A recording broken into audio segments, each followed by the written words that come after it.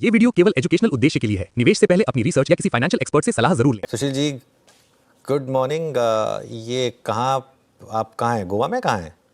थोड़ा घूम फिर रहे हैं बस अनुज जी। पूरा साल मेहनत की, अब थोड़ा सा रिलैक्स कर रहे हैं। हाँ, कहाँ ये मुंबई तो नहीं लग रहा। कहाँ, गोवा में कहाँ पे हैं? हाँ, मुंबई के बाहर ही है।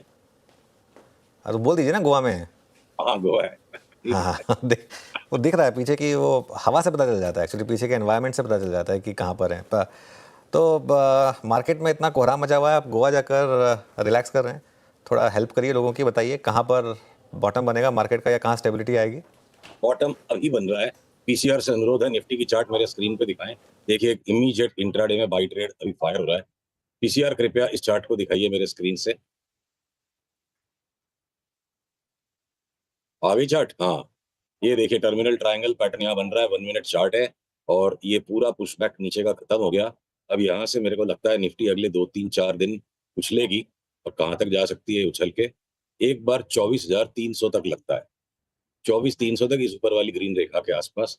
तो अभी हमारी व्यू है अगले 10 दिन में रेंज ऐसी है, एक बार 24,300 जाते हैं हम, यहाँ से शायद रिवर्सल हो गया है।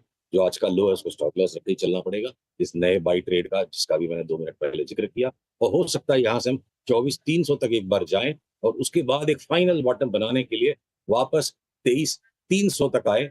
इतना हो जाता है तब हम 23,300 पर दोबारा से आकलन और इसकी समीक्षा करेंगे कि इतना अगर हो जाता है तो कॉन्फिडेंस बढ़ेगा। 23,300 से फिर हम 26,300 की यात्रा को वापस शुरू करेंगे। ओके, एक और सवाल। एक तो बैंक निफ्टी पर अब क्या व्यू बन रहा है, और आज जिस तरीके से निफ्टी आईटी कोलैप्स हुआ है इतनी स्ट्रांग रैली के बाद या मार्केट को संभालने के बाद, उस पर क्या व्यू बन रहा है? देखिए अनुज, अपनी काफी टाइम से बात हो रही है कि जिस सेक्टर में सबसे खूंखार करेक्शन अब आएगा, टर्न बाय टर्न करेक्शंस आते हैं, जो कि ओवरऑल बुल मार्केट के लिए अच्छा है कि धुलाई भी हो पर एक साथ सबकी ना हो। तो जैसे राकेश झुनझुनवाला जी ने इसको बड़े सरल शब्दों में समझाया था, रिले रेस। जो समझ गया वो खिलाड़ी, नहीं समझा वो अनाड़ी, ये उनके शब्द थे। तो इस रिले रेस में जो आईटी के स्टॉक्स का धांसू करेक्शन सामने पेंडिंग है, और वो अगर बीच बीच में झलक आ रही है कि इंट्राडे में बड़े फॉल उसमें आ जाते हैं। और आपका जो पहले सवाल था बैंक निफ्टी का, तो निफ्टी की ही तर्ज पे अगर पीसीआर के लिए संभव है इस चार्ट को स्क्रीन पे दिखाना, तो देखिए ये मेरा एक्सपेक्टेड पाथ ऑफ मूवमेंट है, ये ए बी। और यहाँ से हम बैंक निफ्टी में भी एक बार 52,930 53,000 तक जाएं और फिर वापस कदाच 50-500 तक आए, और उसके बाद वो जो लॉन्ग टर्म वाली तेजी है उसका रूप हमें फिर से देखने मिले। अभी तक का मैप ये, जिसको ट्रेडिंग में हमें मैप को एडजस्ट करना पड़ता है। और आईटी के स्टॉक्स पे आऊं तो अनुज, जो छोटे वाले स्टॉक्स है जो एक्सट्रीमली हाई बीटा है, जैसे कोफोर्ज, हमारी बात हो चुकी कि ऊपर के स्तर से 50% गिर जाएगा तो कोई बड़ी बात नहीं होगी। बढ़ता भी उसी तरह से, घटता भी उसी तरह से है। तो आईटी के स्टॉक्स के सेक्टर में मेरे को, अगर मैं टाटा एलेक्सी को भी एक आईटी कंपनी पकड़ लूं तो सिर्फ उसको एक अपवाद है, बाकी वो ऑटो की साइकिल से बहुत extremely well connected stock. Tata Elxsi को छोड़ दूं अगर, तो मुझे आईटी में एक भी ऐसा स्टॉक नहीं लग रहा है जिसको शॉर्ट करके पैसा नहीं कमाया जा सके। ऐसी बात राइट, तो सारे के सारे शॉर्ट्स थे। ओके, ये आईटी का जिक्र हो गया। सुशील जी, अब आते हैं एक स्पेस पे जिसने पिछले 4-5 दिन की इस टर्बुलेंस में सबसे स्ट्रॉन्ग मूव दिया है, वो है फार्मा। चाहे वो डेनमार्क सन फार्मा को देखिए, आप ल्यूपिन को देखिए, आप इप्का लैब को देखिए, एल्केम।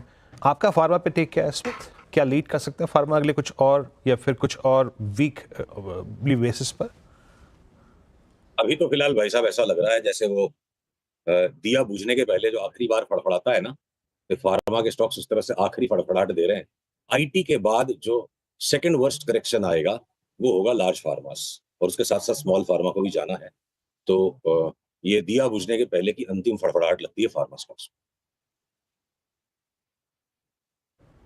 तो आप शॉर्ट किसे करेंगे ऐसे सर्कमस्टेंसेस में, और कौन सा पॉइंट ऐसा है जो रिवर्सल जनरेट कर सकता है, या फिर किस लेवल के टूटने के बाद?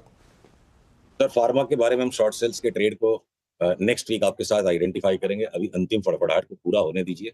शॉर्ट का जब पॉइंट आएगा तब देखेंगे। महाकवि कालिदास की तरह मैं पूरा काव्य पहले से रचने की हिमाकत नहीं कर पाऊंगा, साधारण मनुष्य हूँ। और इस वक्त हमारा फोकस है कि आईटी के स्टॉक्स में हम शॉर्ट हैं। फार्मा को नेक्स्ट वीक देखेंगे, अंतिम फड़फड़ाहट को पूरा होने दीजिए पहले।